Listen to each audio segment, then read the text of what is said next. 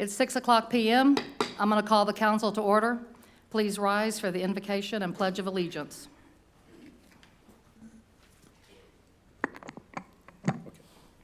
Let's pray. Thank you, God, for our mayor, city manager, city staff, council members, and the residents. Tonight, we want to ask for your wisdom as we're going to look into the issues that are before us. As we continue to discuss, may we consider according to your will. We pray all this believing in the name of Jesus Christ as our Savior. Amen. Amen. I pledge allegiance to the flag of the United States of America and to the republic for which it stands, one nation, under God, indivisible, with liberty and justice for all. And now the Texas flag. Honor the Texas flag. I pledge allegiance to thee, Texas, one state, under God, one and indivisible. Y'all may be seated.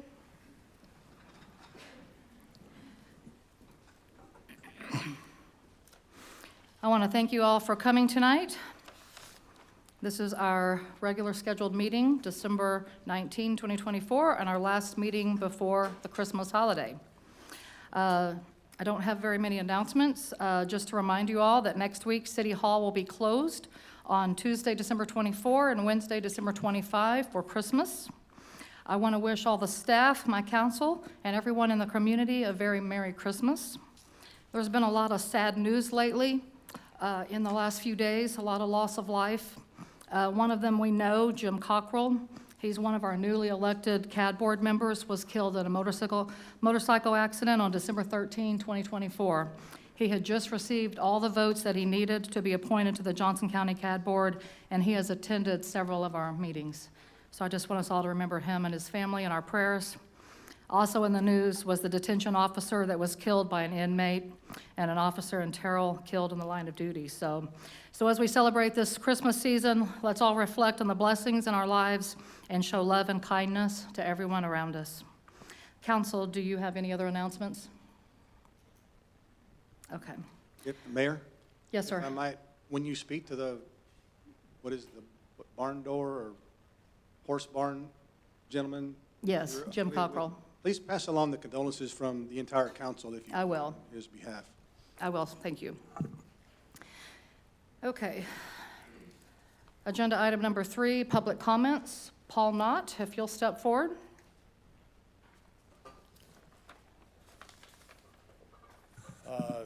Yes, Paul Knott, 107 North Old Mansfield Road, 37-year resident of Keene. Distributed to you an exhibit entitled 2024 Keene Christmas Light Parade and Fireworks Show, People Behind the Scenes. We had a great parade with 60 entries, more than we've ever had. We had a terrific fireworks show because after we do everything we can, we just hand it over to the Lord, and he made sure that the rain went away, the weather actually warmed up, the winds were gone, the fireworks went straight up in the air. No one got injured in the entire parade, with more people than we've ever had, either in the parade, watching the parade. An estimated 4,000 plus were spectating. And all those people have no idea of the people behind the scenes. And that's what I want to share with you, and to recognize these individuals.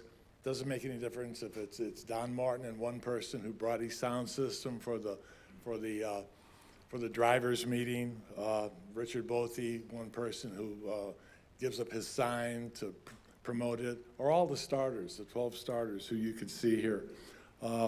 The radio club that provides communication and supervision on Magnolia and on Mockingbird, where there's little light and there's not many people back there. So 77 people are involved in the administration of that parade. And I just want you to know that, and I want them to be recognized. And so, very good. That's all I have to say. I want to thank you again, Paul. Yeah, great job. Everybody I've talked to complimented us on that parade, and the chamber did. You guys did a great job. Can I say something before we move on to the next person? Sure, go ahead, Mr. Smith. So, what some of you don't know, and I wanted to recognize Mr. Paul Knott, is he went to Type A or type B. Wasn't able to go to type A, but he did have somebody speak for him, and he thanked every board that helped draw money in for this. And so Paul Knott did an amazing job. I was right there with him, side by side. I got to see the frustrations and the love and the passion that he has in it. Oh, you're good. You don't have to get up anymore. He just did a wonderful job, and so I just want to recognize him because he is the leader of all that. So he did an amazing job. I'll accept that only on behalf of these 77 people here. And the starting system, if you want to see controlled chaos, it's at Leisky Poulter with the start. Now, I know you were there, Mayor, and your son had a chance to meet Chris. It was so great to have him there, and Tim, your husband, and it was great to have our dignitaries, our dignitary drivers. But the system we used for starting was designed by Troy, so we call it the Smith system, where we place the floats, where we place the bicycles, where we place everybody. And it's kind of the same system down at Pinnacle Bank also. But that starting is just key, and it's controlled chaos. If you can imagine basically 60 floats and had to be 300 children running around, and no incidents, right, Chief? Kid, no one hurt, Chief Warner? No incidents of any injury. That is due to the Lord, only the Lord. And the one incident I'm aware of is a teacher at KAS lost her hat, lost her son's hat.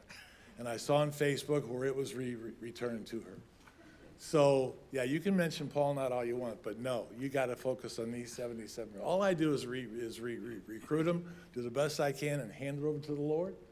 Because I've only got 4 talents, and one of them is recruiting an organization, that's all. I only have 3 others, and that's it. So when I hand it over to him, he takes over, and we have what we have, a great parade. So, thank you. Thank you, Paul. All right, agenda item number 4, reports, city manager's comments. Somebody else want to speak? Somebody else want to speak?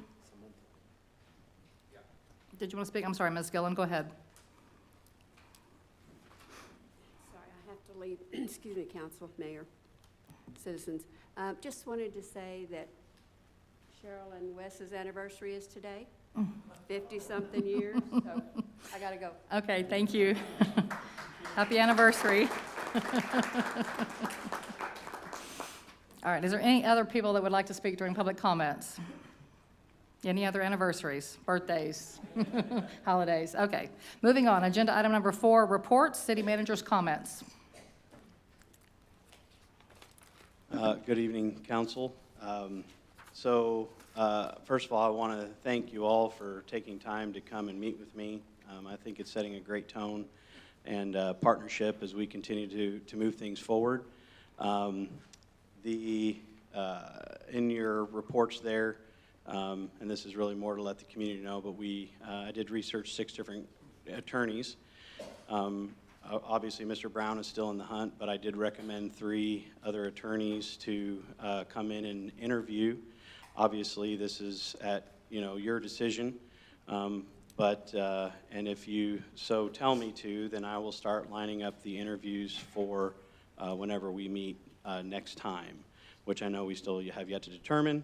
But anyway, so that went really well. Also wanted to announce, in the interest of trying to continue to streamline and move things forward and streamline the meetings, we will be moving the financial reports will be delivered quarterly instead of monthly. And then lastly, there was some information on the ballot totals, which I'm actually going to turn over to Ms. Hawley, because our city secretary, because she got to handle all that. So the Johnson County Elections Office notified me a couple of weeks ago that there was the machine they used to read the ballots, count and tally. Apparently, they discovered some ballots were not counted or tallied at all. So they ordered a court order to redo the whole thing. And this was the countywide, not just our elections. They redid all the ballots and got brand new numbers. And so that was provided to you in our packet. It did not change the results of either our general or special election. It just reflected those votes that had been missed. So there is no action by the council that is needed just in transparency and in clarification, that's what that report is about. And the new totals that were provided to us are also already available on our elections web page of the city website. So, Okay. The last two things, and I'll try to make it brief, is, and as some of you, and again, I've kind of updated you all as we met, but again, this is to update the community. Every good business controls the narrative of their business. And every city has different social media platforms and all that kind of stuff, which obviously any business that's not theirs doesn't have control over. So I recently, we did it's called I guess a professional service agreement with a young lady that came to us from the university, recent graduate. She's a communications major with a psychology minor, which I think is really, really good. She's actually been researching a lot of items out there and actually has the psychology perspective too, which has been very informative. But all we're doing right now, this is a seasonal thing. I told you when half of the council is new, but when I interviewed, that was one of the things I wanted to kind of try to get the city get their arms around is projecting positive into the community. And so anyway, she has started. She's about a week in. We're going to kind of monitor it, see how it does, and then at the end of the 3 months, we will see if we want to do a budget amendment in March to try to keep her on full time or not. So for those of you that haven't been able to meet with me, definitely would love to talk to you more about it. But I think it's going to kind of help some of that. Also, lastly, again, I just want to make you aware of this. This was something that started when Brent was in this position. When we did our audit last year, we were about 6 months behind on the bank reconciliations. And now, and again, as you all know, there was a lot of turnover. There was a lot of just staff spread extremely thin. That kind of fell by the wayside. So we kind of got a hand slap last year in the audit, but because we had half a year, they felt pretty comfortable with moving forward. And of course, Charles does a great job of making sure the financial side of it, but you have to make sure the bank reconciles to that. So now we were coming up to this audit about 18 months behind. And so that project has turned out to be a little bit more in depth than we thought it was going to be, which is of course costing money.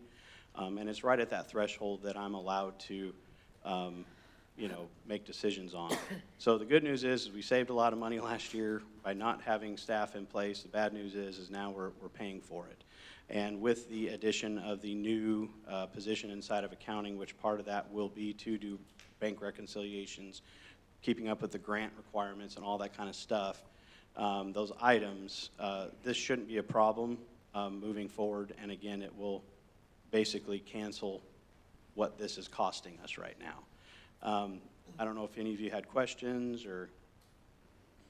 Anyone have questions for Mr. Seitz? It's one of those, I hate to do it, but we need to do it, especially with some of these additional grants that we're looking to try to get. So we need to make sure that we have our facts together. All right, thank you, Mr. Seitz. All right, agenda item number 4B, receive and discuss a report on the outdoor warning system.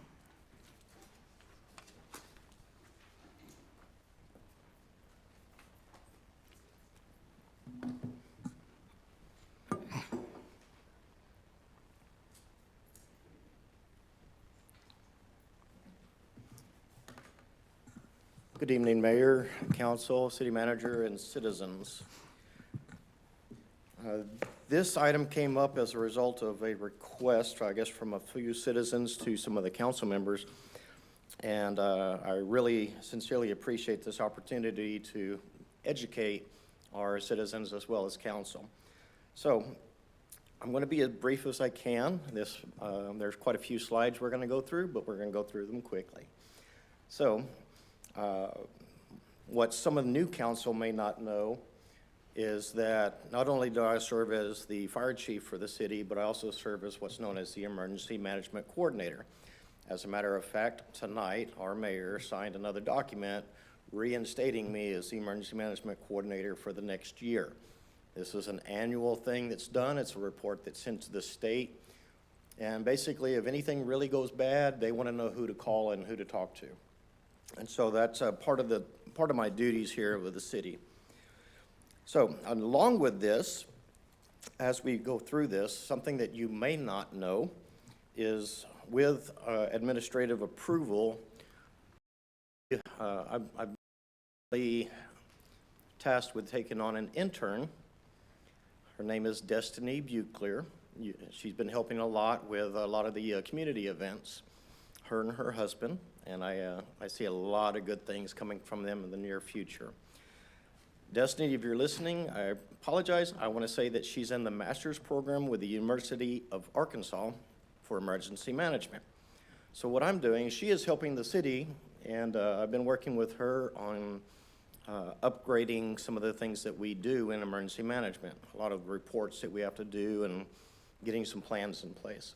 So she helped a great deal on this project in preparing it for council, and I want to give her as much applause as I possibly can, recognition as I can. She put in a lot of work into this to help me be able to present to council tonight. Unfortunately, she's on vacation and out of state, I do believe. So Destiny, if you're listening, thank you so very much. Appreciate everything that you're doing. So, Mr. Foster, I believe you brought this to council and asked for this report. So in a sentence or two, can you please tell the council and the citizens why I'm standing at the podium tonight? Sure. In my conversation with some of the citizens, see these poles around town with the sirens on them and wonder why they don't notify anybody when there's storms in the area. I, of course, had no answer for that question either, so I went to Chief Warner, and that's why we're here tonight. So thank you so much, and again, I really appreciate this opportunity. So yes, there are multiple locations throughout our city where there are some visible sirens, but they are non-functional. From the time that I've been employed by the city, I've met with multiple city managers and discussed some of this. And so we're going to start looking very quickly at some of the slides, and I'll show you some of the identified locations and give you some background. Each of you should have my report in your packet, and you're welcome to read through that, and I'm always available to answer any questions. So this map shows identified locations of our outdoor warning system sirens. I could not find a single document that had a definitive location for every one of the ones that I've identified. These, I personally drove through our city. It took me 3 days driving through every single street that I could get to. And then what I did is I called in, or I wrote down GPS locations. I gave those to Destiny, and then she created this map for us tonight. So it looks like we have 9 sirens. Yes, there are 9 sirens, but 7 of those that we're going to talk about tonight are known as 2T22 Federal Signal sirens. And that's kind of what they look like.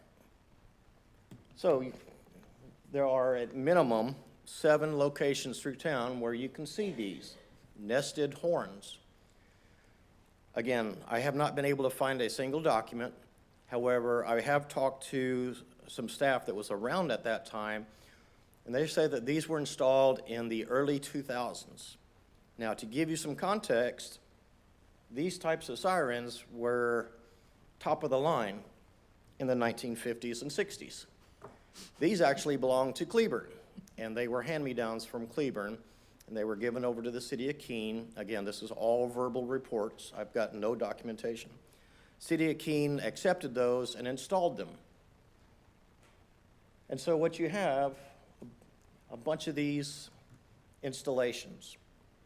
What you don't see, there's no wires that go to them, and there is no initiating system. So please forgive me, but I brought a very rude, crude prop. Oh, no. No, So this is a bicycle horn, so, right? So imagine this horn. You see this? Imagine it's that. What you have is basically this in those 7 locations. There's nothing to make it make sound. Even if we were to be able to put it in there, it's not gonna work because this technology is decades old. It's not available anymore. As a side note, we actually had somebody, it's in the report, but I want to say Army Corps of Engineers. They were driving through town and they saw that and they contacted me and they wanted to they wanted us to donate some of those and put it in a museum in Washington. Until they found out that we didn't have a complete system, and then they lost interest. So actually, I was in negotiations with them, like happy to give them to you if you take them down. And once they found out we didn't have a complete system, they said, no, thank you. So that is what you see around town, but they are non-functional. I've talked with several city managers since I've been here. It does cause a lot of confusion. People see them and they, well, why aren't they working?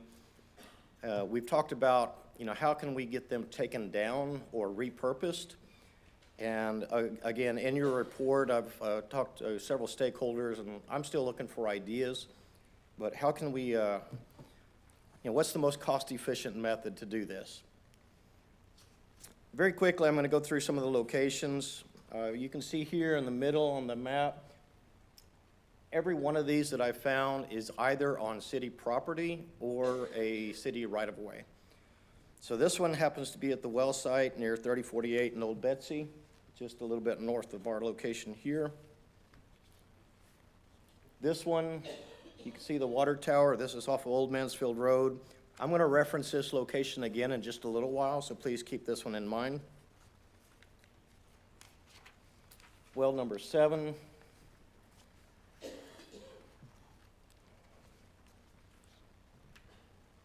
This one is between US 67 and Business 67. This one is at Wallen Park. This is the one I'm pretty sure where some people contacted you about. So this one is on a city right-of-way. And then we have the industrial park, where the water treatment facility is. And then we have South College. I left this one for last because as you can see in these photos, there are 3 sirens there. You can see the old 2T22 on the left. It's kind of hidden, but right there in front of the water tower is another older siren. It is newer than the 2T22s, but again, this one was non-functional. When I came in as fire chief, one of the things I started looking at was to see if I could get it functioning. And so there's a picture of me. I went up in a borrowed ladder truck. I had to put on a bee suit because, surprise, surprise, I found a very well-established beehive inside of that siren and the control box to it. And it had been there for years. There was a lot of honeycomb in there, and they were not happy that I was there messing with it. So I did get the beehive removed, and it was determined that the technology was so old that it was not going to be worth the city's time to get that one functioning. As you can tell, that one is on a metal pole, and I'll reference that again in just a little bit. And then, let's see, let me go back. You see the one on the far right, it's a little bit smaller. It's about 3/4 of the way up there in front of the water tower. That is our city's currently one and only functioning outdoor warning system. We got that one several years ago. Cost the city quite a bit of money to get that one up and operational, and I'll continue more about that in just a bit.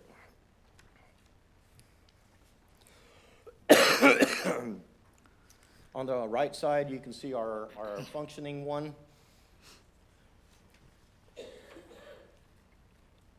And now I'm going to talk a little bit about that. So the one that is working right now, this is a sound map that I asked some engineers to create when we were looking at doing the research on installing this particular outdoor warning system. So looking at this, you can see in the legend on the right-hand side, if you're very close to the siren in red, it's going to be greater than 100 decibels. And then it goes on down to 70 to 80 decibels in the green area. Topography, buildings, and whatnot, they all affect where that sound can reach. But this is on a good day with good weather, and this gives us a good representation of where people will be able to hear this. I need to emphasize to our citizens that the outdoor warning system is what is known as a secondary means of notification. If you are outside, this is designed so that you will hear it, and it tells you to go inside and look for additional information. If you go to our city's website, you can easily sign up for notification via text, and I highly recommend that everybody does that. That gives you the most up-to-date and the fastest information about any major emergency that's occurring. These are typically going to be weather-related, but it could be additional information there. Again, the outdoor warning system is designed for people who are outdoors to hear it, and it tells them to go inside. If the city decides that they want to add one, I've already worked to identify a secondary location, and I had a sound map created for that as well. I asked you to remember the location on Old Mansfield where the water tower is. So we could put another siren there, and this sound map shows that we would cover nearly all of our city limits with that. There are still some areas that it will not cover very well. These are some of the outlying areas, but they are city limits, and we could look at adding in the future. To give you an estimate, if we were to add another siren, the majority of the infrastructure has already been put in. It was not just the pole and the horn. We had to put in a server, all the electronics, the electricity to get everything working. At the time, it was roughly $80,000.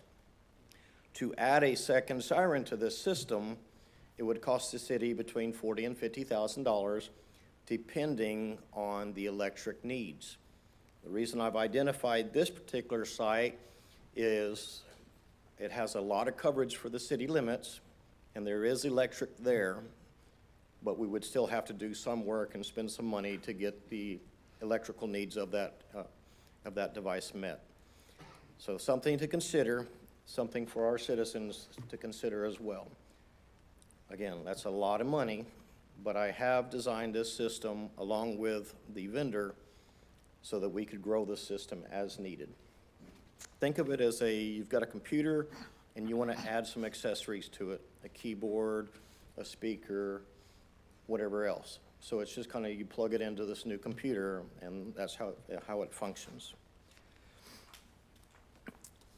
As far as the older 2T22 nested horns, as a good example, what can we do with those? There are some where we could easily remove them with a chainsaw and a few people. Not very, it's not going to cost a lot to do that. There are others where if we were to take them down in that way, they are going to destroy property. There are fences that are put up around some of these facilities. And so we would be looking at having to hire crane operators, and whatnot. So there would be a cost to removing them. What if we could repurpose them? Some ideas that we've talked about are removing the actual siren heads, leaving the poles in place, and maybe putting bird houses up there for migratory birds, or bat boxes so that bats will build homes there and they could help control mosquitoes and whatnot. Again, these are on existing city property, and we would have to deal with some of the consequences of that. There'd be a lot to clean up periodically and things like that. So I am open to any suggestions. If you can think of something where it doesn't cost the city a lot of money, please come by and see me, and we'll discuss any of the logistics. This is a open call to our citizens. Please come by and visit me at the fire station, and we can talk ideas on what to do with these. There are these are wooden utility poles. It is possible that we could put a new siren head on that, run electric to it, and then we could plug it into our existing system. The only issue with that is when I've discussed that idea with our vendor, they will not warranty it. Their siren heads are built, designed, and specific to their poles, and they say we're not going to warranty it unless it's on our product.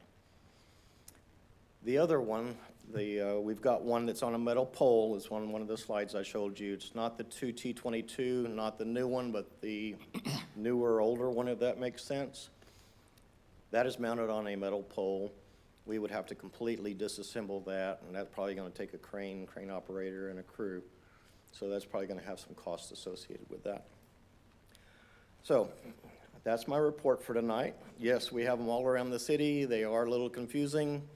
Long story short, we have one functioning siren on South College, and you've seen the sound map to that. It does not cover but just a small area of the city, but it was what we could do at the time.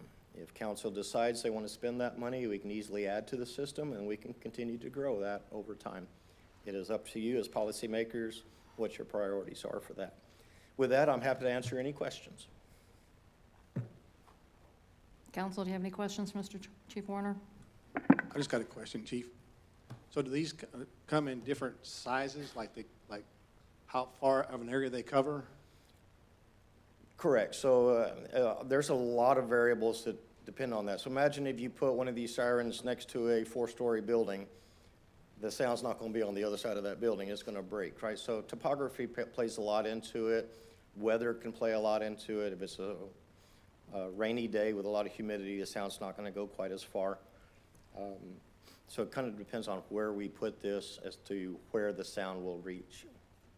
Does the current system reach Wallen Park? I mean, I can't tell by the map here on my. I've personally heard it at FM 810. So another thing that has recently changed, we had a lot of problems over this last year and found out it was a radio issue inside that particular system. Pardon me. I'm still working with technicians to fix that. We've got it functional now, but I recently replaced that radio. I purchased a new radio for that, and next week they're supposed to come out and install that and then troubleshoot it and make sure everything's working fine. So it is working right now, and then what we've done in the past is every first Thursday of the month at 9 a.m. there was a 3-minute test. How many of you have heard that recently? Not recently, right? So what I've done most recently with the new technology, we don't have to do that. Instead, you get what's called a growl test, and basically I just need to confirm that the signal went from where it's supposed to go to the siren site, was received, and then gave a acknowledgement back to the server that everything's working correctly.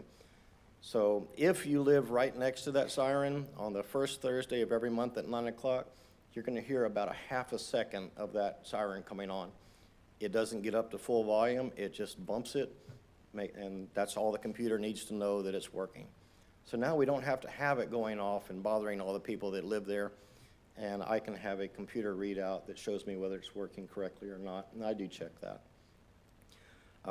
We've done it in the past where I went ahead and let that 3-minute siren go off because it does kind of give everybody a good sense of, feel good that they know it's working. But with new technology, we don't have to do that anymore.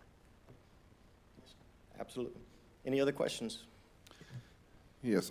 Are these mandated by city statutes or federal laws? No, sir. You don't necessarily have to have that. A lot of it is from citizen concerns. It is highly recommended, should the cities be able to afford it. But these are now, the technology has advanced so much. Again, these are a secondary means of notification. I understand the digital divide. There are some people that don't have cell phones and some people that don't have computers. I understand that. But so many people have that today. If they just sign up for a free service, they're going to get it on their phone. Hey, you got a problem. You need to find some news about it.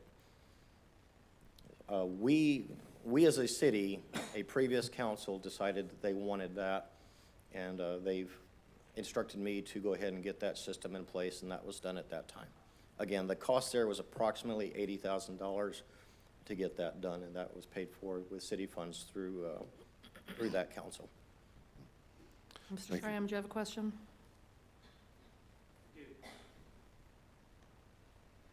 West Schramm, 1002 West 4th Street. So we've got our cell phones I'm sure not everybody in Keene understands even how to get, how to sign up for this. Is that something, and a lot of us don't even pay our water bills online or at city or anymore, you know, we don't get the bills. So is there a way that people can be notified as to how to get on the system? Thank you, sir. We do put those messages out periodically. We have talked about putting them on water bills previously.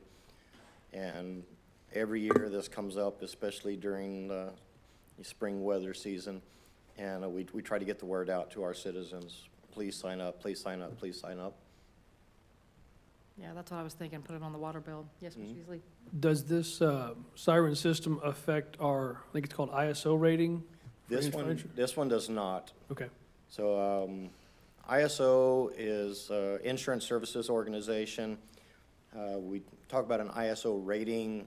That organization gives every city organization, city government, county government, what's known as a public protection classification, but everybody calls that the ISO rating. And that rating determines what the insurance rates for that area will be. This unfortunately does not help that I'm aware of, although I will say that in that calculation to develop your ISO rating, there are more than 700 variables that go into that calculation. All right, any other questions? All right, thank you, Chief Warner. Thank you. That was a very good presentation. You didn't blow my ears, so thank you. Thank you, Chief. Can I just add one more thing to my report? I'm so sorry. I just want to let you all know that we did have our employee holiday luncheon, and Mayor was actually got to speak to all of our employees, which was nice. Sandra, our new HR director, and Holly and all the help from the staff has done a great job. And yesterday was my official first month, and I just want to let you know that we are so fortunate with the staff that we have here. We have such amazing people that are serving the city, so I just want to make sure I let you all know that too. So some more positive, and yeah, Merry Christmas. All right, thank you. All right, moving on, agenda item number 5, public hearing items. Today, we're going to hold a public hearing to hear citizen comments and hold a discussion on a zoning request change application received for a 21.8 acre portion in the Hugh McCollum Survey, Abstract 570 Trail 12 within the city of Keene, Texas, from C2 General Commercial District Office and Light Retail to multifamily through a planned development ordinance. The following variances have also been requested, allowing for the construction of a 3-story building instead of 2-story and furnishing 4 playgrounds instead of 5. All right, Mr. Martin, are you going to speak to this? Yes, ma'am. Okay. Good evening, Mayor, Council. In your packets, you should have several documents. One is a letter from the Kittle Group, basically what they're asking for according to our ordinances, and this PD is based on a multifamily ordinance. And 2 of the big ones that were in there was our ordinance claims that you can only have 2 stories, so they're asking for 3. And the other one was, it says that you have to have 1 playground for every 5 acres or portion thereof. Because they're at 21 acres, that would require them to have 5. So they're asking for a variance to only have 4. And on the next several pages, it kind of talks about the purpose of the planned development district, 4 playgrounds, relief from some of the grass around the playgrounds, and mainly that's due to the ADA regulations. When you put a playground set up now, it has to be the foam. You can't do grass. So 3-story, the building heights, which they all meet according to the plans. The dwelling units, it talks about them, and they're all listed there. How many 1-bedroom, 2-bedroom units, 3-bedroom units. The parking spaces, and they do meet all those requirements. You should have a conceptual plan of their drawings in there as well.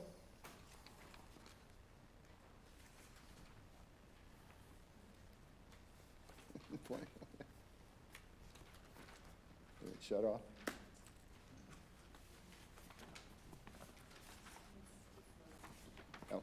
Okay. Anyway, we do have a representative here from the Kittle Group. If you have any questions for her, but you should have the drawings in there. The property, there you go, thank you, is located off of Business 67. It's a little over 30-acre parcel of land. It would be to the west side of where Wallen Ridge and Blue Star Mobile Home Park is. It would be to the south side of where the new Tractor Supply is going on that side of the highway.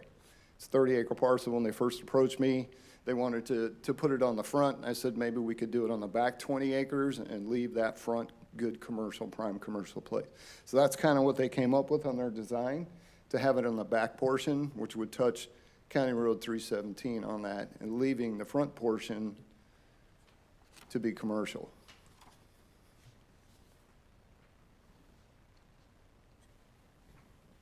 Still not wanting to. I broke it.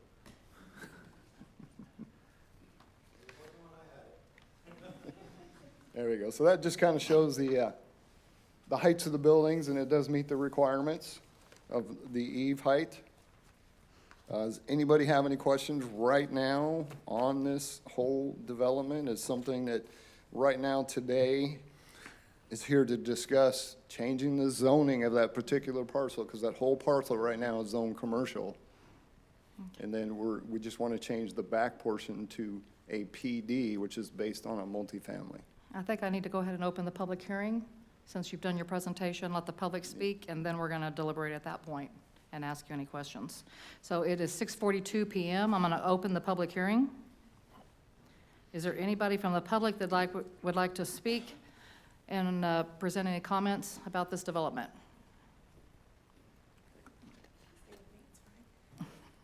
Hello, council, mayor, citizens. It's nice to meet you all. My name is Elena Hurston. I am the Director of Development for Kittle Property Group. I am the person who has been here with Don talking about this development for the last 6 months or so, maybe a little bit longer. I'm happy to meet you. I'm happy to answer any questions you've got. I have, too short for that. Here we go. Better?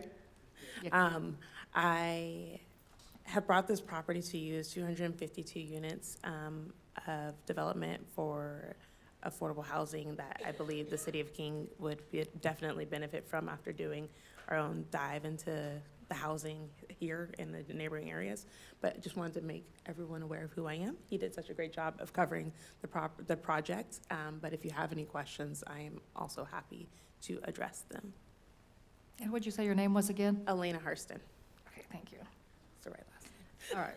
Mr. Schramm, did you have a comment? I saw your hand go up a minute ago.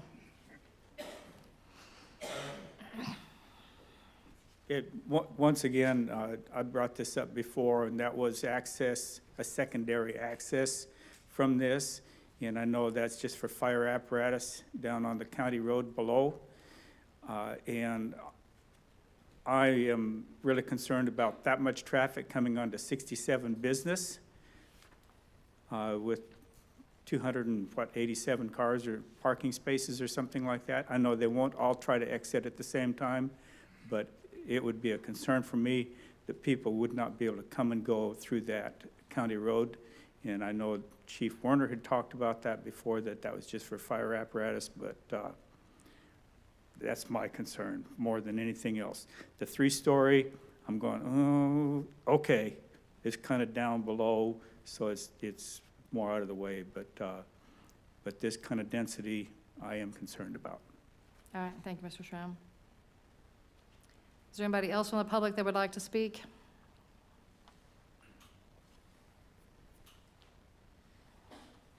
Go ahead, step forward and state your name and address. Steve Conley. I live on 2620 County Road 317. My curiosity, a couple of them. If they do use 317, are they going to improve that road any at all? It's kind of rough. If you try and pull a camper or anything down there, it just almost comes apart. And also, are they going to put a fire main down 317? Just curious.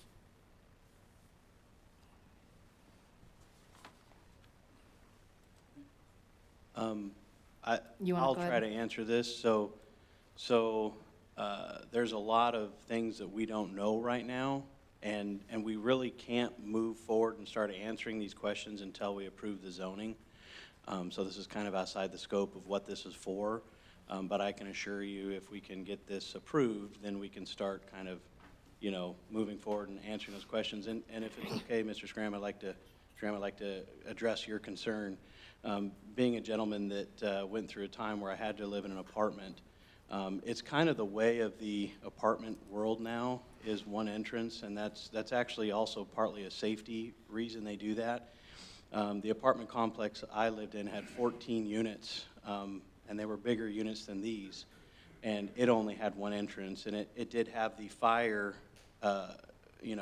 secondary for fire, but I can assure you it was never an issue, coming and going, because believe it or not, it's kind of amazing how few people come and go at the same time. So that was my experience. All right, any other comments from the public? Yeah. I'm sorry?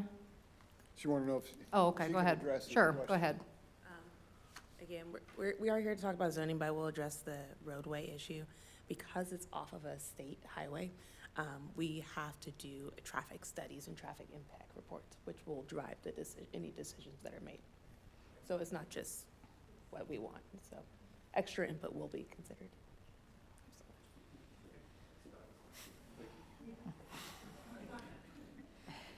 All right, I'm going to close the public hearing at 6:47 PM. After the public hearing, the city council may review, discuss, and take possible action on the request from the Kittle Property Group, Inc., including the enactment of a planned development ordinance. I have a question for Dawn. Go ahead. Dawn, I think I know the answer, but I want it on the record. On the plan, I see 2 playgrounds, a dog park and a pool. I'm guessing a dog park and a pool qualify for playgrounds. I'm not sure if this is the most recent submittal that they gave to me, but there is 4 I believe there was 4. Let me look at it again.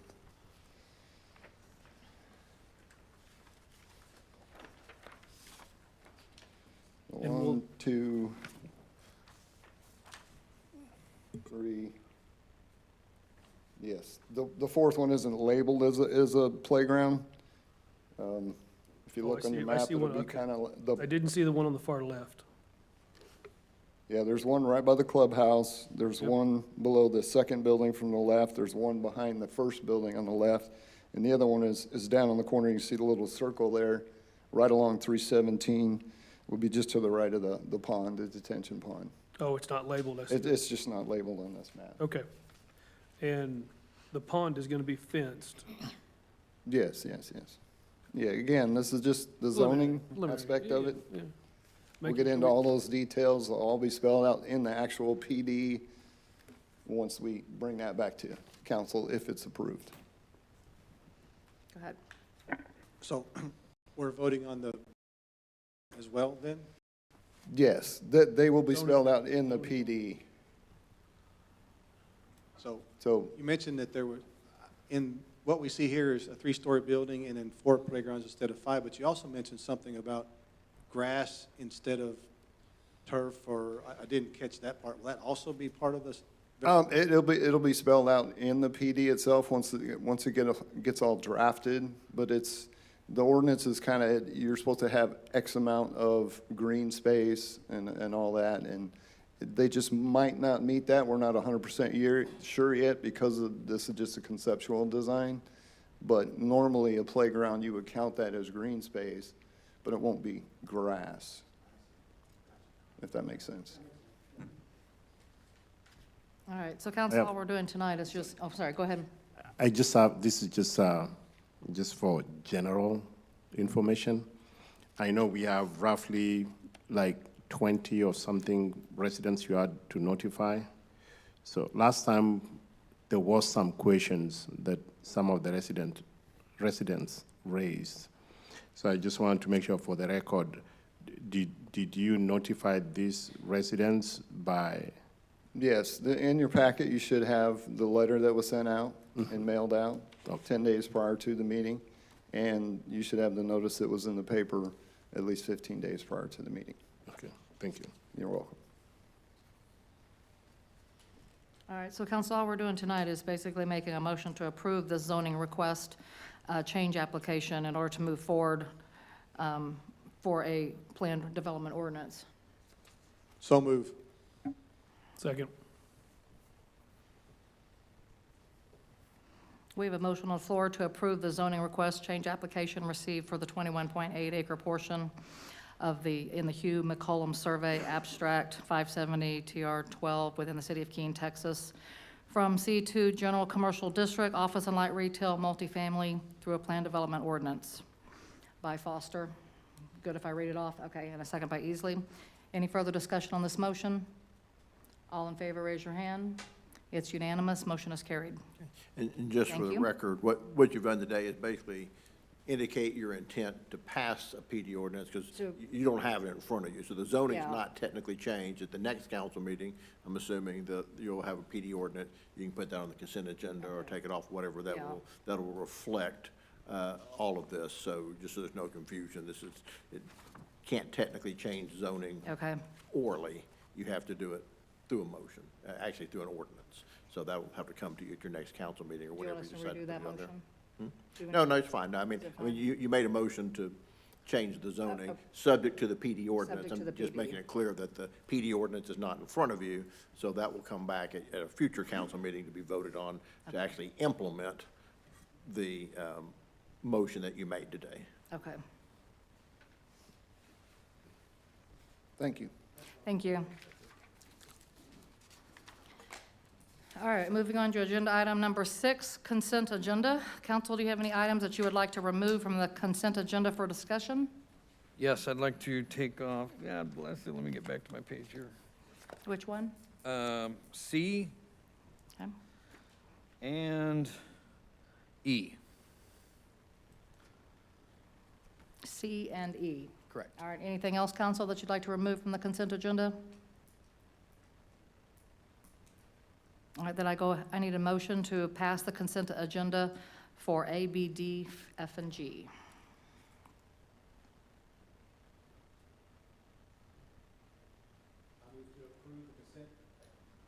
Try that again. I move to approve the consent agenda for items A, B, D, F, and G. Do I have a second? Second. All in favor, raise your hand. It's unanimous, motion is carried. All right, agenda item number 6C, consider approval of ordinance number 2024-678, repealing ordinance number 2024-688, the city's code of conduct. What is your question on this, Mr. Smith?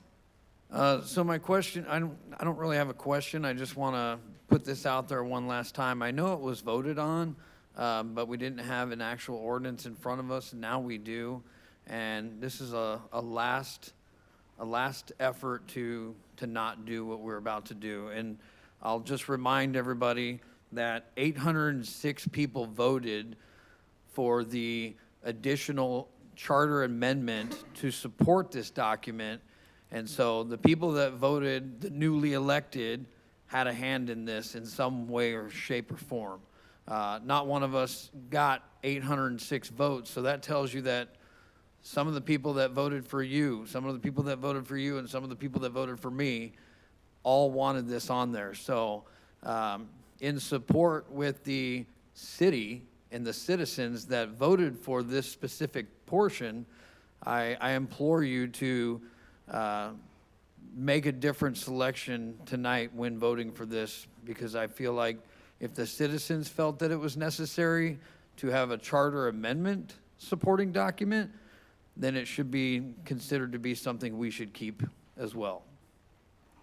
All right, thank you. You want to go ahead and discuss number 6E? Well, if I could piggyback on that just for a I'm moment. sorry, Go ahead. You might notice that it was by a 2-to-1 margin that the citizens voted yes in favor of this as opposed to no. So I think that's a pretty strong message that the citizens that we represent are in favor of this. In fact, if I could say one more thing, sorry. When we didn't actually repeal the other document, the procedures, we postponed them for 120 days. And if a different motion could be made to suspend these as well, I would be willing to consider that, just so that way we don't just get rid of it because somebody felt like that was the thing to do. So, thank you. All right, isn't this a matter of just technicality, Mr. Brown? We've already discussed this item, and it's been voted on. We're just now passing the ordinance. So really, this is a question of ordinance, not a question of starting over and rediscussing this item for reconsideration. Well, I mean, but this is the first time an ordinance has been on it, so I think it's fair game for discussion and reconsideration. Because last time, I mean, you indicated your intent to repeal it, but once again, without an ordinance, it's not actual repeal. So I wouldn't read the rules so strictly to say that it couldn't be debated and discussed again if council wants to do that. Okay. All right, council, do we have a motion on this item, 6C?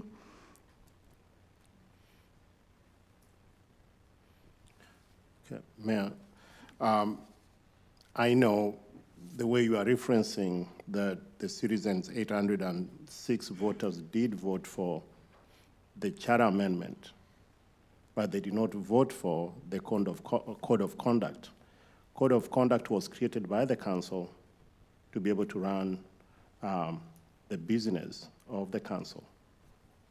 And we have operated, we have operated for many years without some of these kind of requirements.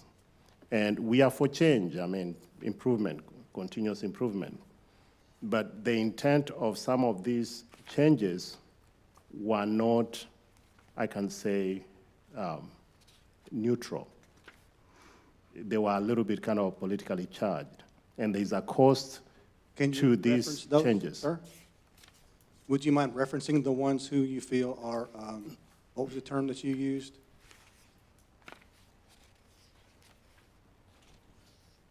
I'm saying the ordinance was not the way it was designed, the intent. It wasn't to make the council work better or be efficient, but it was meant to punish. What was the term that you used, though? It wasn't neutral. It was a little bit politically charged. Would you please reference exactly the terminology that was politically charged as you're just referred to? I don't have the code in front of me, but I was present when we were trying to come up with the code of conduct. And we did discuss back and forth, and we gave reasons. But when you look at... I mean, you're making a blanket statement that this Yes. is more or less biased against somebody on council. I'm saying, show me where, back it up. The citizens want to know why we're taking this thing off. We are not taking off the... Yes, you are. It's called repeal. Okay. That means off. The citizen voted, 806 voters voted for the charter amendment.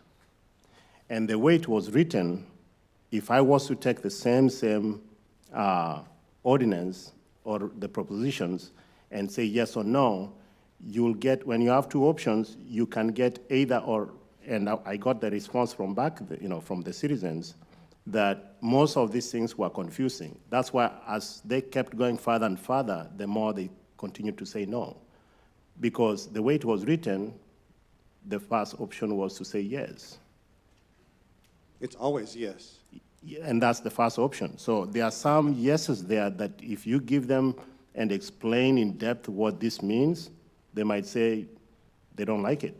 The problem with your logic, sir, is that on the ballot, it said specifically code of conduct in that verbiage, if I recall correctly.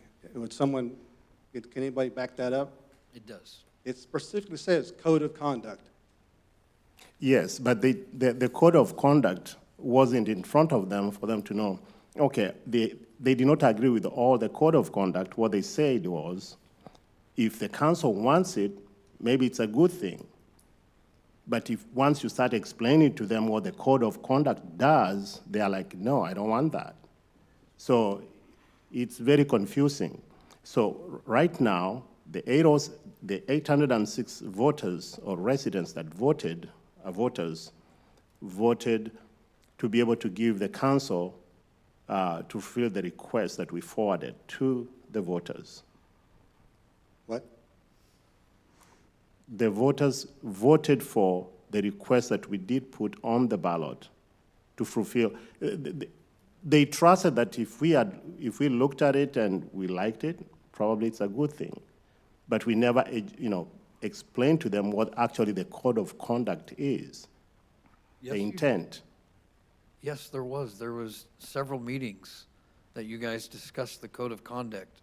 At least 2 meetings that I was here personally, sitting right out there. I heard it almost word for word because you guys discussed it word for word because there was some opposition. So there was multiple discussions. It's on the city website. It's viewable for the public. It was in the agenda packets when they get sent out. Everybody has a chance to look at these. Now, did they do all their due diligence, every citizen? Probably not. But they still voted for the amendment to add to this specific thing that we're talking about right now. So 806 people may have said, hey, I read this thing and I think that's a good thing. But you're kind of discounting the voters by what you're saying, as if 806 people don't matter in this town, and that's not right. I'm not disagreeing with what you're saying. What I'm saying, I've spoken to a lot of voters and the residents. What they are finding out is the details. Some of the details, they don't like it. If they liked it, we won't even be spending time to talk about it. There is a cost that is attached to some of these things that we passed.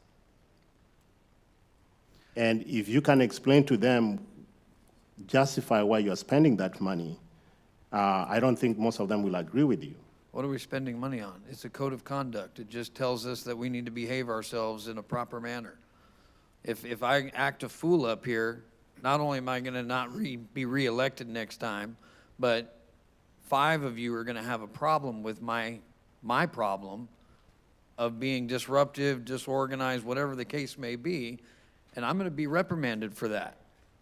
We already saw it play out in the last council that was here.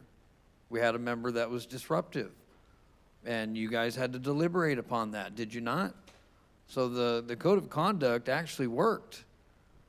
And I'm not saying that any one of us 6 or 7 or anybody in this room is going to have a problem, but what if the next council is? Don't we want to have something in our back pocket to say, hey, here's a remedy for this?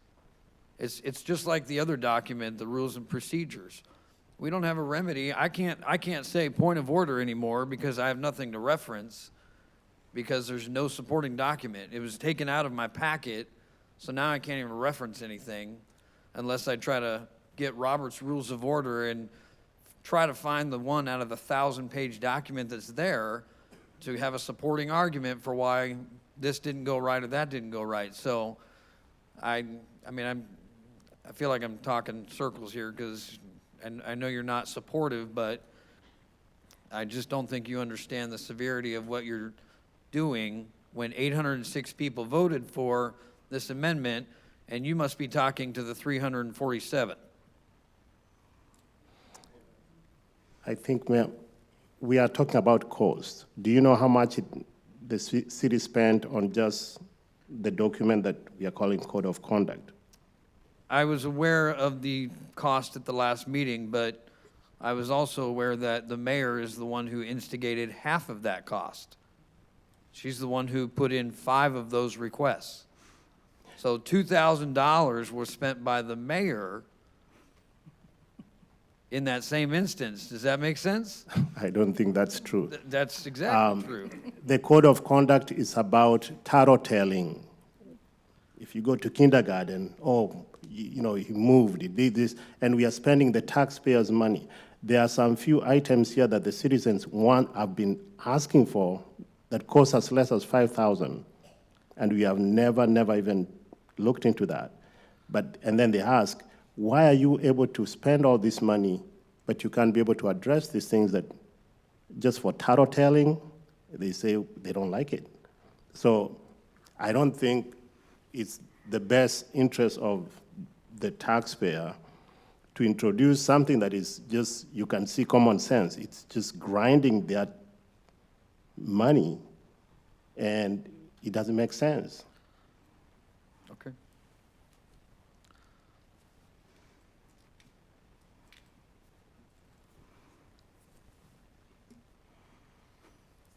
All right, council, would you like to make a motion to approve the ordinance number 2024-678, repealing ordinance number 2024-688, the city's code of conduct? Do I have a motion for that?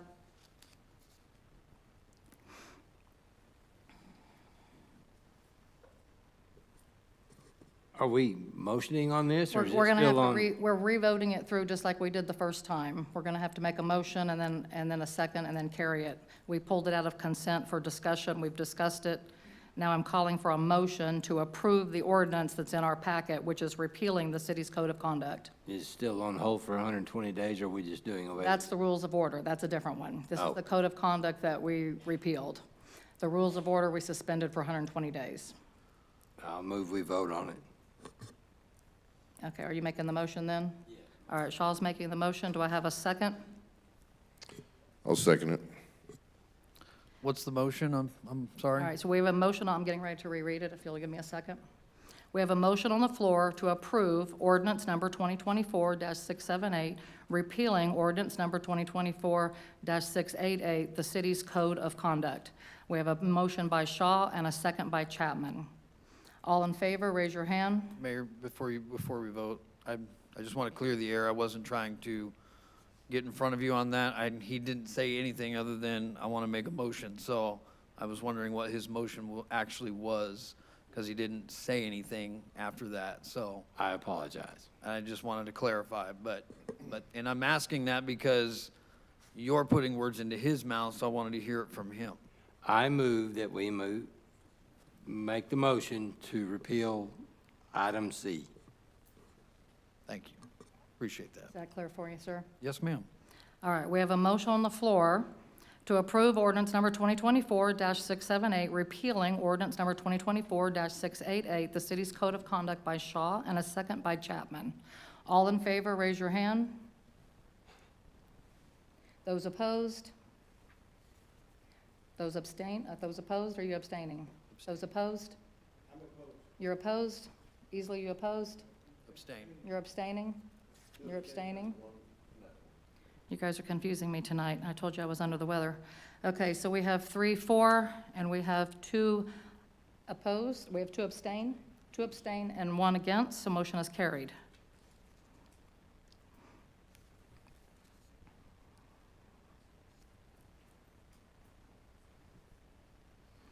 All right, now we're going to be discussing item 6E, consider approval of the minutes of the regular Keene City Council meeting held on December 5, 2024. So I talked to Mrs. Hawley prior to this meeting, so that way she could notate the areas. One area in item B, in every other thing that we did, we had motions. In this one, I would like it to state which council members voted yes or no for the, sorry, give me 1 second here.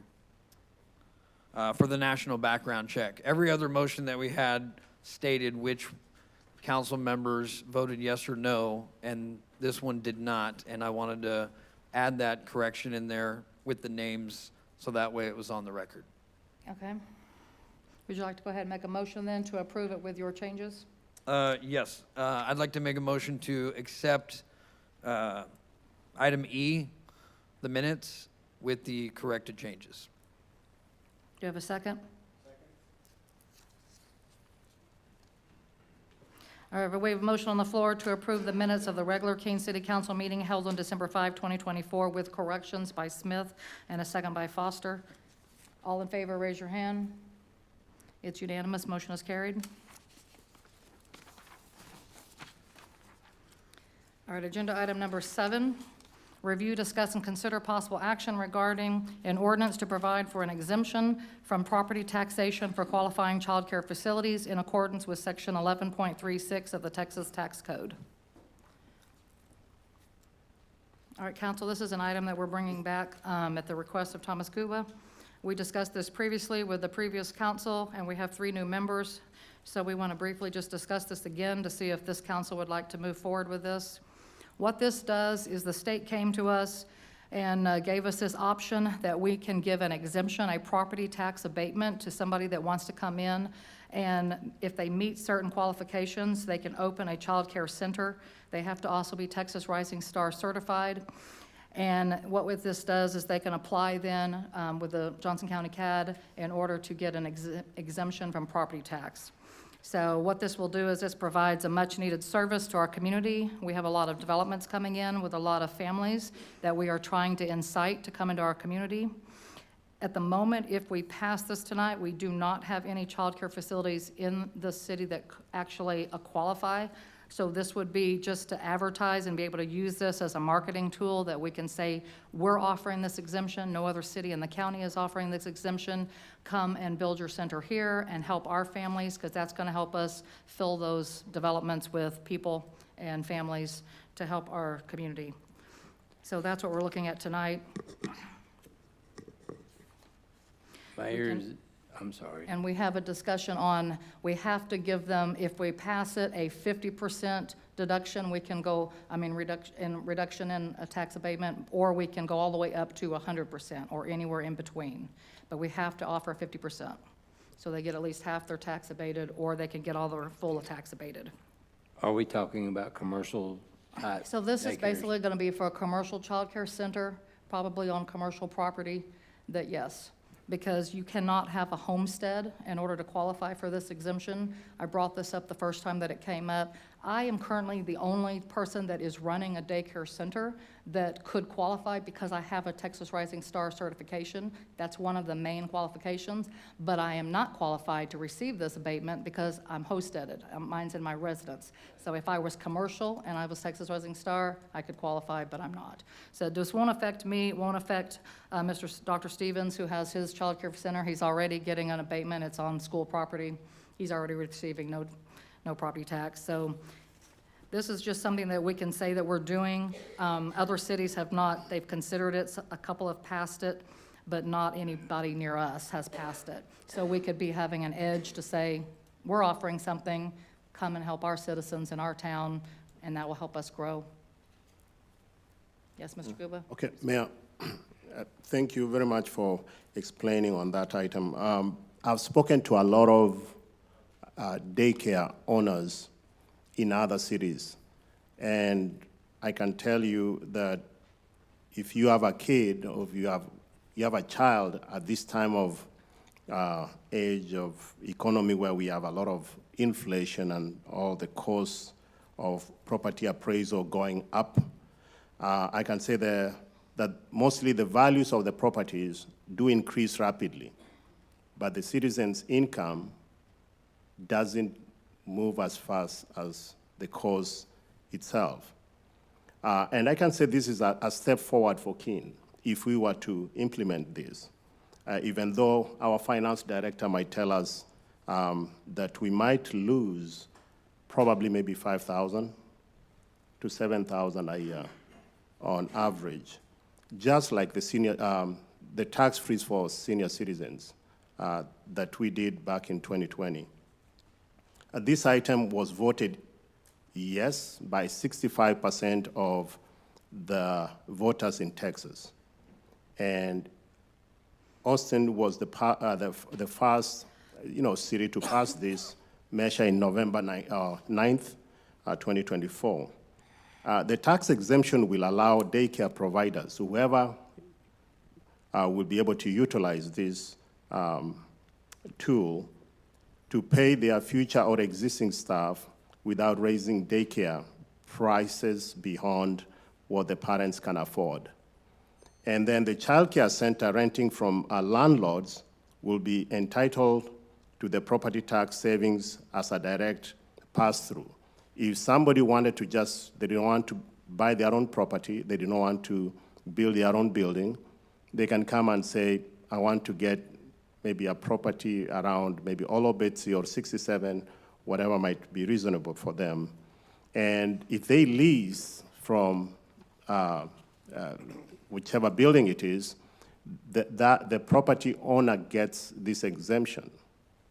And what it does, it saves the person that is leasing the rent, because they won't charge them so much because their taxes are kind of taken care of. So I can say that this is a very, it's unnecessary, if possible, for Keene, and there are a lot of reasons why.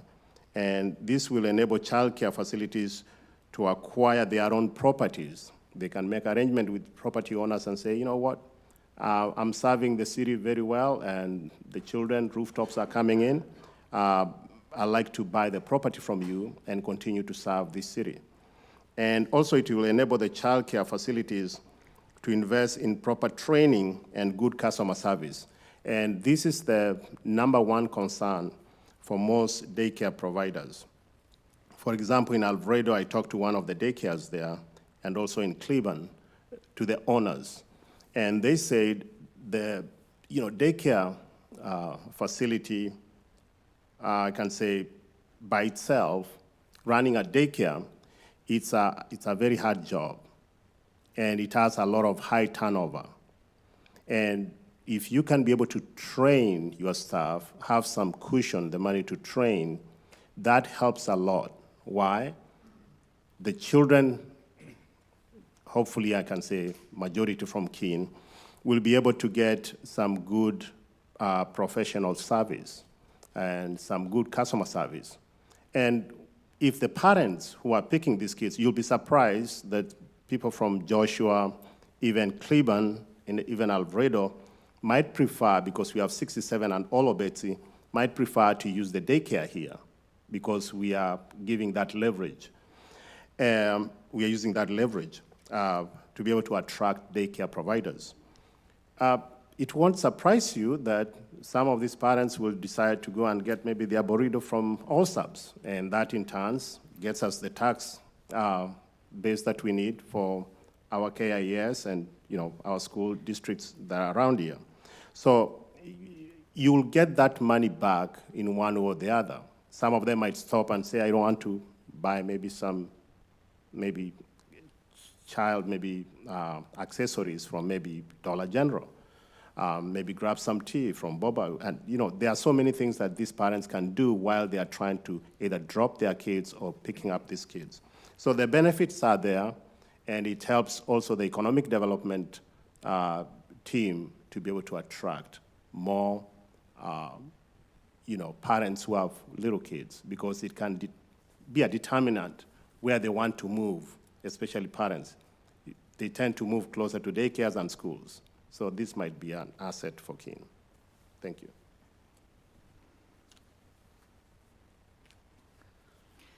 I was doing some research on my own about this same concept, and what I found out is one, I sat down with our city manager, and of course I know what the budget was from last year, and I know we're right around $200,000 for our budget in a surplus. And I looked at a lot of daycares in the area, and the average size daycare is around 4,000 square feet. And so 4,000 square feet equates to about $15,000 in property tax a year. And so let's say we added 3 more daycares in this area, that's $45,000. So if we did 100%. So are we willing to lose $45,000 of income that can be used for roads, improvements to our infrastructure, things of that nature? And one, we don't even have a daycare that's wanting to come in here yet. I say we wait on this topic until a daycare actually wants to be here, based on the numbers that I researched. Why wouldn't that? We know they're going to have to pull a permit to build a building or make renovations to a building. So at that time, we're going to know.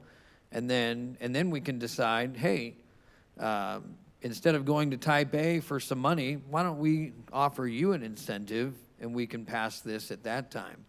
I feel like this is the what-if scenario, and we don't have a what-if right now. So, but I just don't think that $45,000, if we had 3 daycare centers here, is worth our time talking about it right now, when we need every dollar we get in this town. You're making a broad assumption that we're suddenly going to get 3 daycare centers in here just because we passed this ordinance tonight. I've been living in Keene 47 years, and I've been running my daycare for 22 years, and there hasn't been a child care center in this town since I've been running mine for 22 years. So I don't think we're suddenly going to get 3 in like tomorrow as soon as we pass this. I think that's unreasonable to think we're suddenly going to lose all this money. What this is doing is this is providing a service for our community that our community desperately needs now, and they're going to need it later. When we get all these developments coming in with all of these homes and all of these houses, we need to offer them something. So we need to offer these families something. We're offering them ALSUPs, we're offering them Tractor Supply, we need to offer them daycare centers. This is just an incentive to get a daycare center to choose us versus choose Alvarado or choose Cleburne or choose Joshua. We want them to come here because that's going to attract the people to our area, and we're trying to be business friendly. And that's the reason that we would want to do this. So you're looking at it from a different perspective of this lost money that we haven't even gotten yet. And you're right, it is lost money that we haven't gotten yet, but it's 1,000 new homes coming in, which could equate to probably 3 more daycares. So that's where I come up with the extra 3 daycares with the increase in capacity in this town. I mean, 1,000 homes equals maybe 4 or 5 people in each home. And so what does that do to our town? That's a lot. The reason why the state of Texas put this exemption out there to help cities is to actually get people to motivated to try to open up child care centers. It's not always profitable to open a child care center and stay profitable. A lot of them closed during COVID, and we went into a daycare shortage. And so we had a lot of displaced workers that could not go back to work when COVID got over because they didn't have a place to put their children. So the state came up with this plan, and that's why it's here before us, because they came up with an idea to try to help child care centers. And that's what I'm offering us to do here. Let's help child care centers and do the same thing that the state's wanting. Let's help rebuild it. This is probably not going to last indefinitely. At some point, the state's probably going to pull this exemption, and then they're only going to be under it in the short term, and then they are going to have to go back to paying. You know how the state operates, so this isn't going to be for their lifespan. This is just to get them to open, to give them a little bit of a break, because it's a lot of investment in order to build a child care center. They're not cheap. And I'll go back to my other comment, which daycare are we talking about? Nobody's come forward, so why would we do this when there's not a daycare that is If wanting? I were a daycare person and I wanted to open a commercial childcare center, I would start calling cities right now and find out who has the abatement and who doesn't. If I knew that it existed, I would use as an incentive. How much property taxes am I going to have to pay there? Can I get real estate that I can afford? How much is it going to cost to build the building? Is there enough workers in that community that's going to help me staff my location? I'm going to look at all of those factors. And so they're going to do that before. They're not going to come to us and say, I want to open one. Can y'all put that on your agenda and just happen to give me an exemption and I'll just wait until that happens? No, they're going to call us, find out we don't have it. They're going to call Joshua, find out Joshua does, and they're going to move to Joshua. Mayor, I completely agree with that. I think that people that are getting information, learning things, and how to handle all that, will definitely try to find out if things are easy to move into. And if we make it hard for them to move into, they just won't do it. They'll go somewhere else. Since we'll be the ones getting the call, I kind of want to speak to it. It's very common practice to bring business in to incentivize, to give. I mean, just like a Tractor Supply, you know, there were certain things, money that we had to give. And when you're talking about 1,100 homes, I just kind of did the math. Even at $45,000 right now, we're talking 0.0001%. You know what I mean? So I'm actually I appreciate it because it actually helped. I was kind of curious why it was on here too. And so I don't like the what if game. but at the same time, understanding that this is a way to attract business and make it easier for people to live here, I'm actually kind of for it.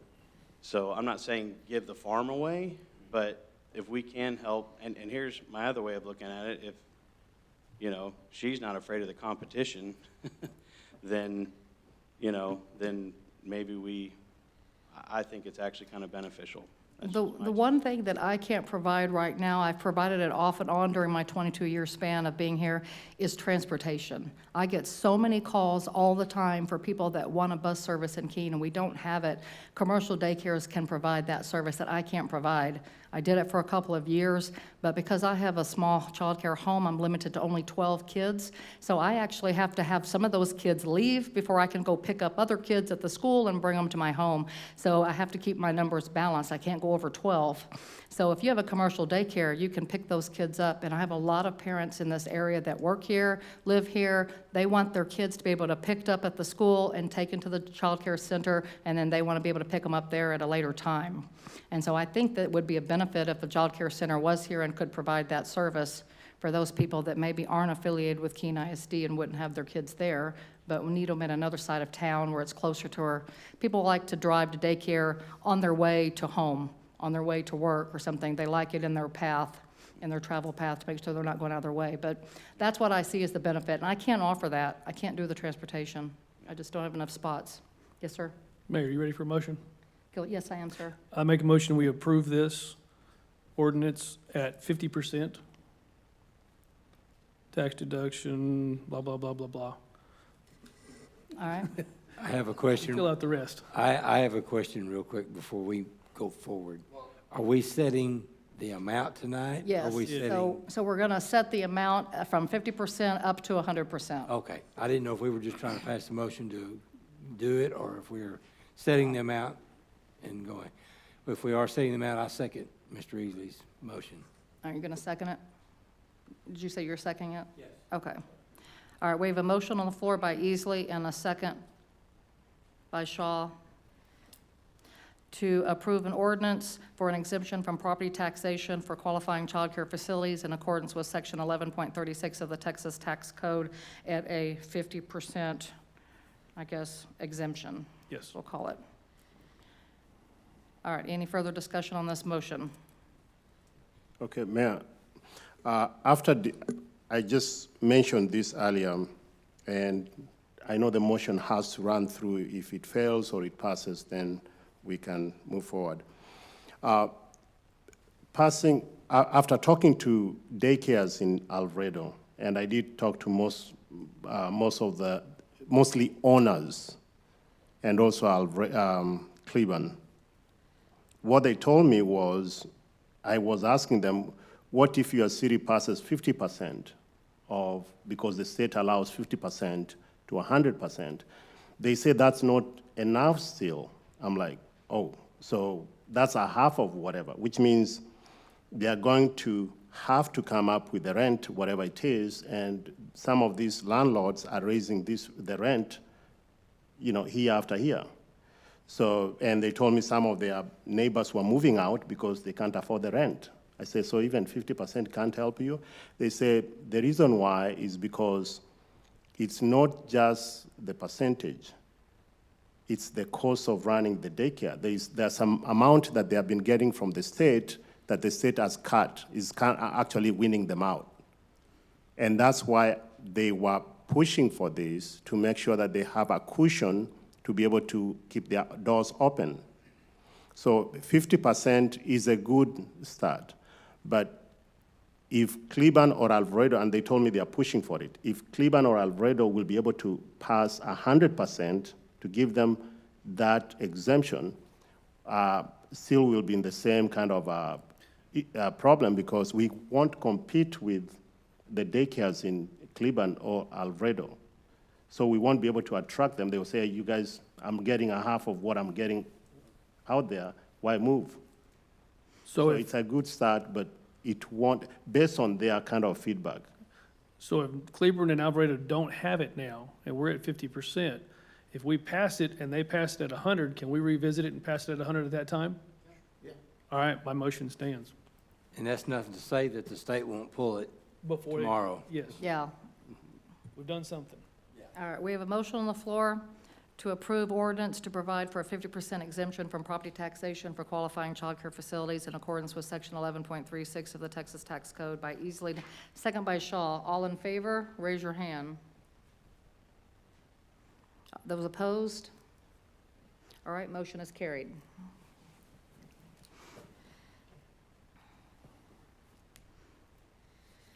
All right, this time, we're going to go into executive session pursuant to the Texas Mayor, Open...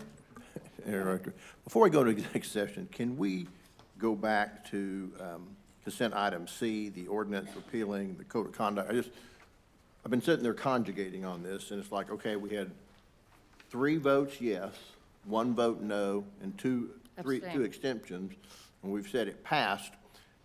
But the nature of the extensions have made me add, I think I need to clarify. If somebody's abstaining because you have a conflict of interest, then it's though they're not part of the council for that motion. So if the 2 extensions were based on conflict of interest, I don't think they were, then our council basically consists of 5 members and 3 passes it. If they're extensions just because they choose not to vote on it, then it has the same legal effect as a no vote. So, like I said, it's super hyper technical, but I could see somebody someday saying, wait a minute, you only had 3 votes to repeal this, right? And 1 vote to not repeal it, and the other 2, the abstentions, they're just like no votes. So you're still back in a 3-3. So I think just for the record, if a court or somebody were to construe that as a 3-3 vote, I think we need to have on the record, what would your vote be as the tiebreaker? Okay, as the tiebreaker for agenda item number 6C, I vote to approve ordinance number 2024-678, repealing ordinance number 2024-688, the city's code of conduct. Okay, right. So anyway, just, and like I said, it's probably something only me and 3 other people in the state would think about, but I just don't want someone down the line to say on something this important that you only had 3 yes votes, how is that passing something? Okay. So, and since the abstentions weren't made clear in terms of their nature, I just wanted to revisit that. So I apologize for not catching that That's okay. catching it earlier, but as I was thinking about it, it's like, okay, I was going through our charter and everything here just to make sure. This is just safer. That way, Okay. the intent of the majority of the council is clearly carried out. Okay. Thank you. Moving on to agenda item number 8, executive session pursuant to the Texas Open Meetings Act, Chapter 551, Texas Government Code. The city council may convene into executive session at any time during the meeting that a need arises for the city council to seek advice from the city attorney as to any posted item and by the following authority. So we're going back there to speak on A, 551.072, deliberations about real property, B, 551.089, deliberation regarding security devices or security audits, and number C, 552.074, personnel matters to receive a report on a complaint or charge against an employee. It is 7:33 p.m. We're now adjourned into executive session. Before we're adjourned, Mayor, do we need to make sure that Mr. Seitz is allowed to go back there for that? Do we need to make a motion for that?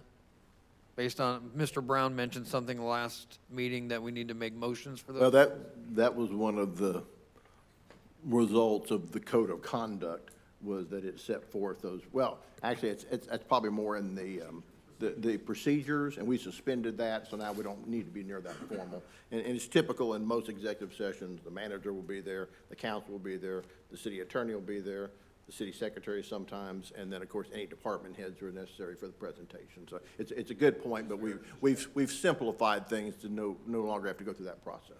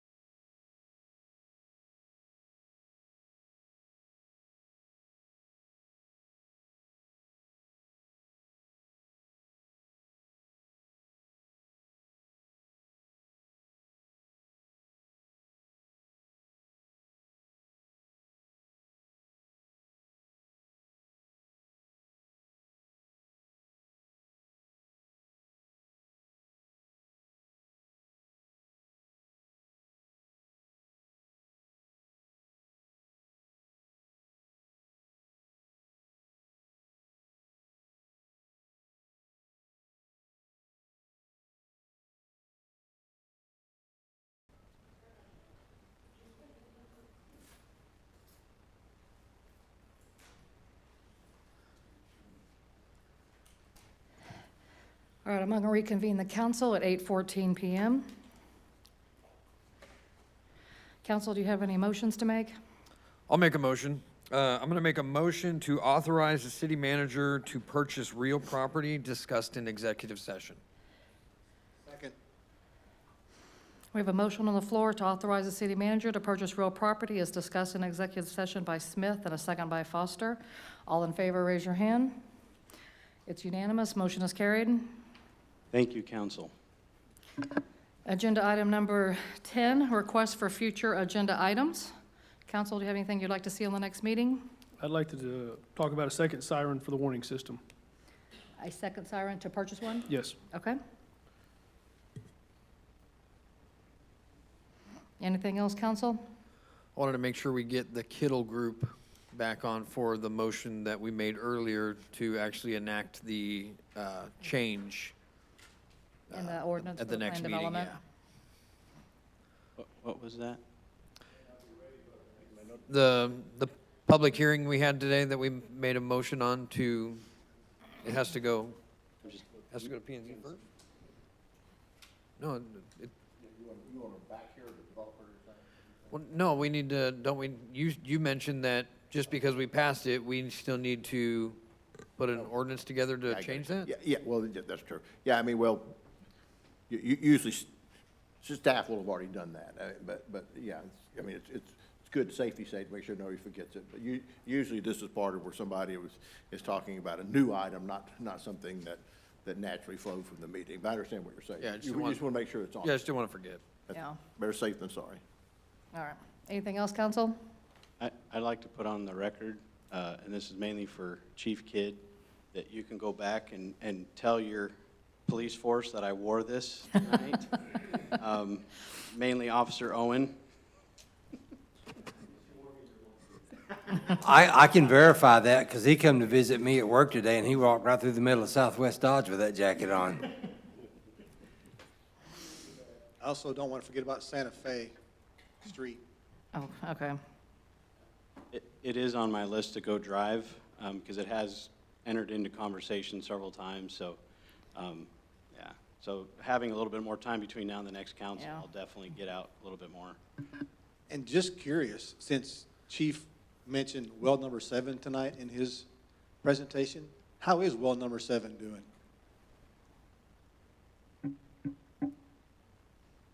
Well, why are you laughing right now, Don? I've been on council for a number of years, and it was always a point of contention was to see if we could ever get well 7 online, so. That would be a Don Martin question.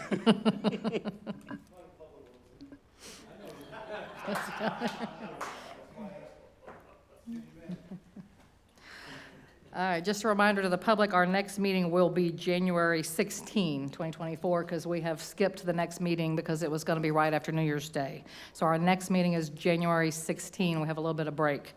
All right, it is 8:17 PM. Meeting is adjourned. Merry Christmas, y'all.